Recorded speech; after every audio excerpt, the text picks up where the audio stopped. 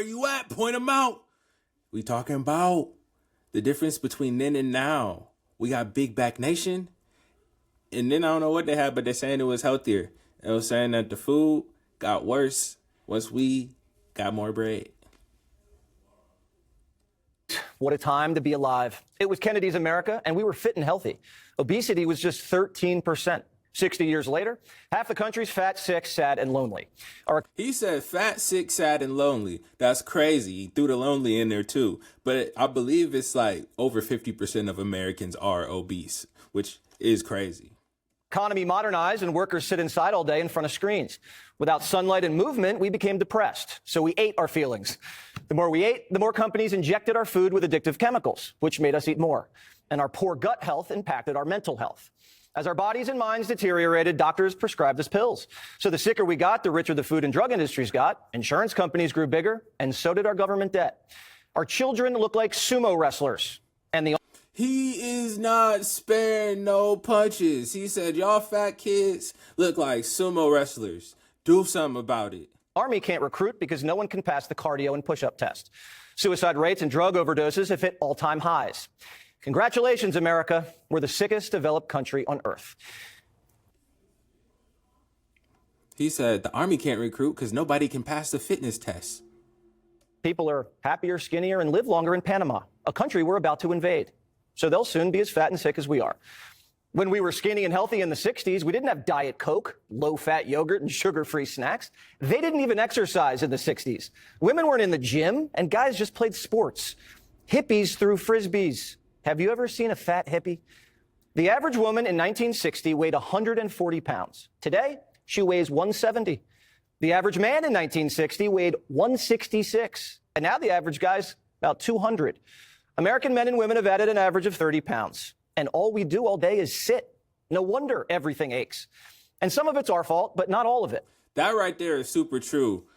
A lot of people sit way more than we used to, and we wonder why so many people complain. But as well as what he's saying is the food got worse. There's so many foods we eat that cause inflammation. We shouldn't really be eating cheese. We shouldn't really be eating dairy. Bread is not the best. Like, there's so many things we just eat every day that isn't good for our systems. And then we're not taught how to flush them either, combined with the fact that a lot of us sit down a lot. Sheesh. Finally, a Kennedy comes back to Washington who wants to change that and make America healthy again. RFK Jr., Trump's nominee for Health and Human Services, came to the Capitol for a hearing like a hero.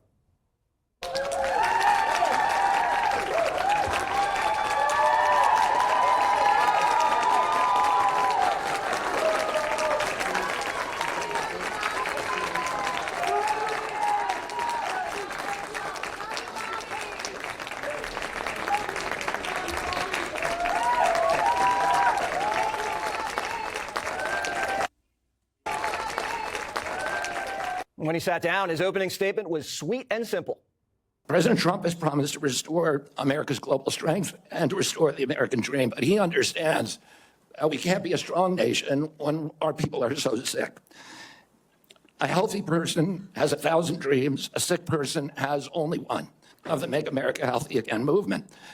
This movement, led largely by Maha moms from every state, and you can see many of them behind us today, and in the hallways and in the lobbies, is one of the most transcendent and powerful movements I've ever seen.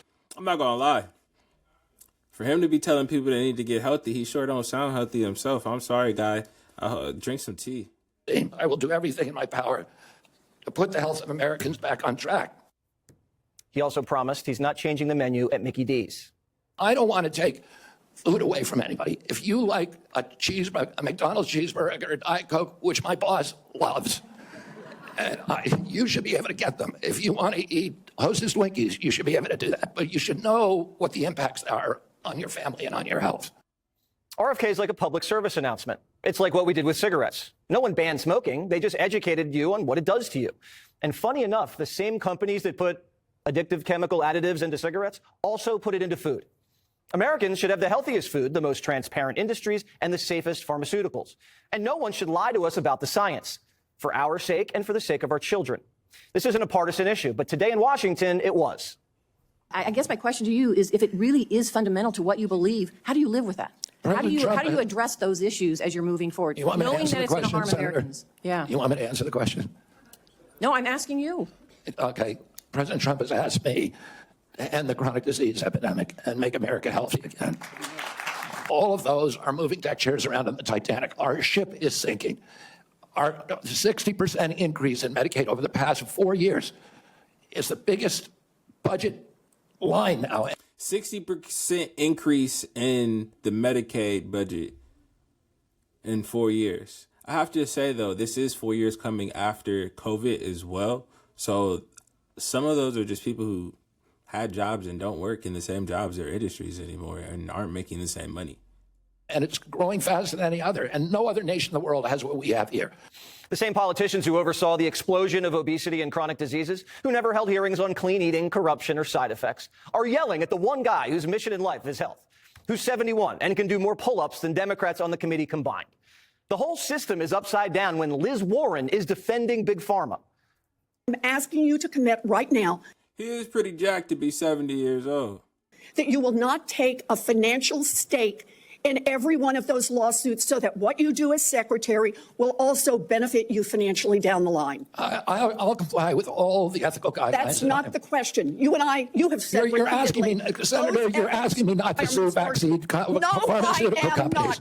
Yeah, you are. That's exactly what you're doing.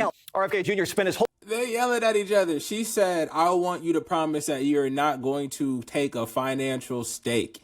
She doesn't want him to be able to make any bread out of any of the lawsuits that he wages. And he's saying, I will follow all legal and ethical guidelines, but I am not promising that I'm not taking money out of these lawsuits. And honestly, if he's somebody who was eating the products and the foods that had the things in them, I don't understand why he can't take a little sum. And I also do understand it's like you working for pay, dog. You're not working for the people.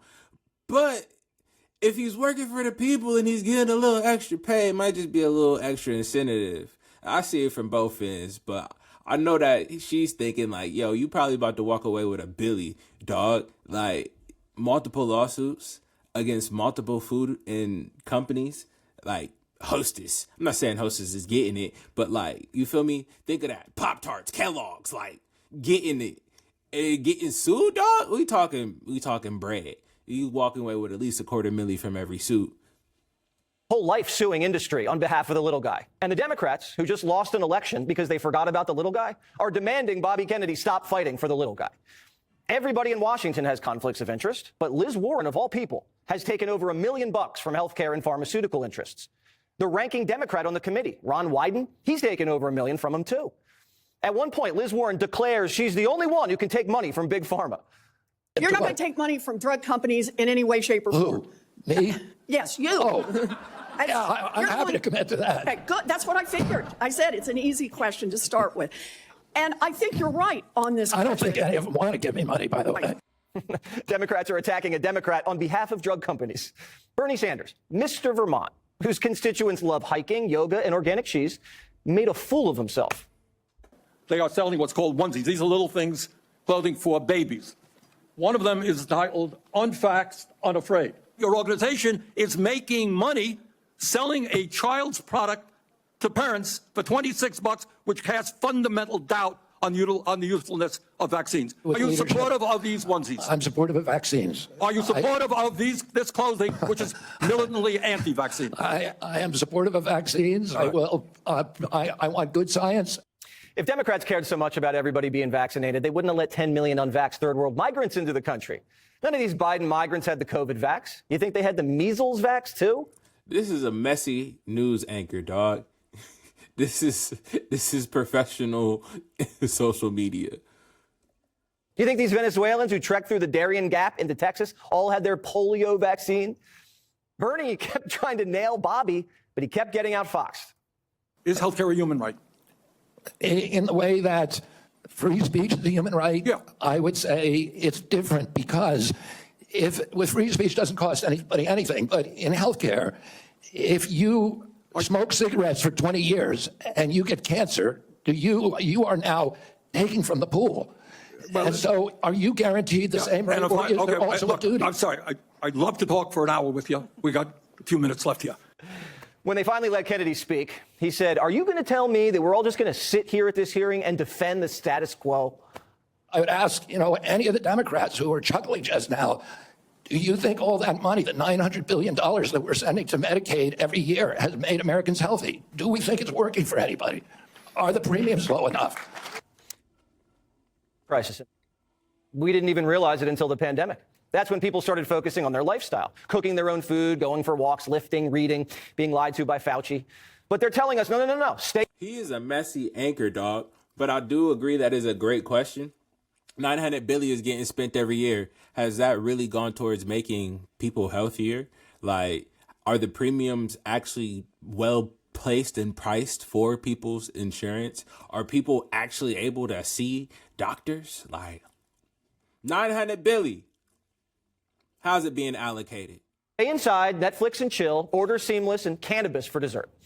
This government has failed the people. And instead of wanting to fix the government, the Democrats want to make sure no one loses their job. Fix the government. The Democrats want to make sure no one loses their job. Will you pledge that you will not fire federal employees who work on food safety, work on trying to preventing things like salmonella? Senator, there are 91,000 employees. So that, I take that as that's a simple yes. I'm going to take that as a no. I take that as a no. Will you actually? We talked about protecting Americans from cyber criminals. Something we need to do a lot more on.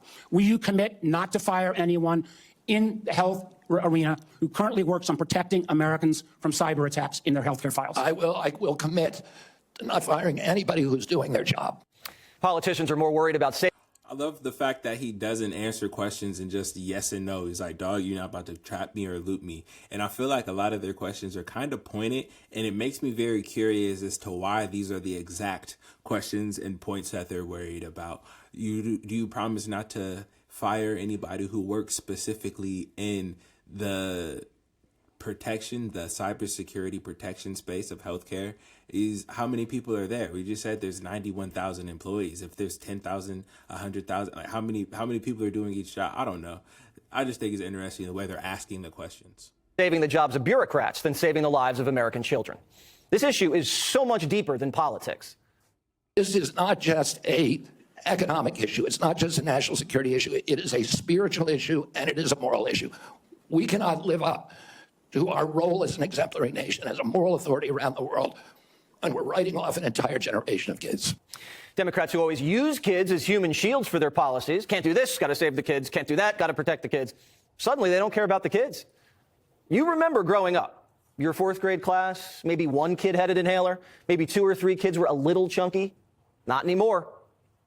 When I launched my campaign, it was about uniting Americans, Democrats and Republicans. There's no issue that should unite us more than this chronic health epidemic. There's no such thing as Republican children or Democratic children. These are our kids. 66% of them are damaged. I know what a healthy kid looks like because I had so many of them in my family. I didn't know anybody with a food allergy growing up, peanut allergy. Why do 5 of my kids have allergies? By no means is Bobby Kennedy perfect. Not even close. He's had his demons. He's said things. We've all gone through stuff. But some of our best leaders have flaws. RFK Jr. is the only one with the skills. All right, looks like we're getting out of the reporting of it all. But yeah, so looks like a lot of things are going to be coming to light in terms of what's in our food, and they're going to be rearranging the Medicaid allocation, at least trying to, and implementing more health benefit. I don't even know how to say it. More things that are beneficial to the health of the country and especially the youth, which I can't say is a bad thing. There are a lot of fat kids these days, dog. There's just a lot of overweight people. Technically, I'm overweight for my height and weight size, so we all fat.